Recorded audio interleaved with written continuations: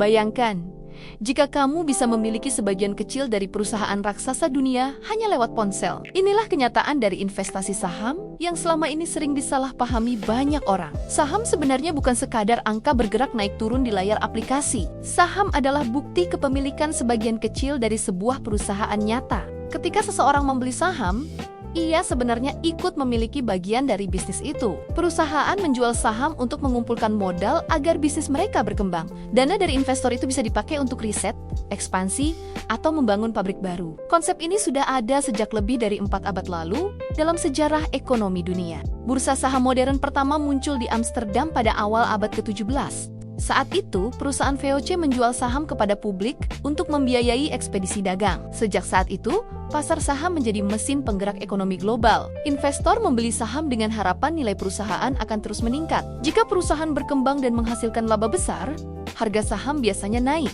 Ketika harga saham naik, nilai investasi para pemegang saham ikut meningkat. Selain kenaikan harga, investor juga bisa mendapatkan keuntungan dari dividen. Dividen adalah bagian dari keuntungan perusahaan yang dibagikan kepada pemegang saham. Biasanya, dividen dibayar secara tunai atau dalam bentuk tambahan saham. Artinya, investor bisa memperoleh uang hanya karena memiliki saham perusahaan. Namun saham juga memiliki risiko karena harganya bisa naik dan turun setiap hari. Pergerakan harga ini dipengaruhi oleh banyak faktor ekonomi dan kinerja perusahaan. Jika perusahaan mengalami masalah, harga sahamnya bisa turun dengan cepat. Sebaliknya, perusahaan yang tumbuh kuat bisa membuat investor mendapatkan keuntungan besar.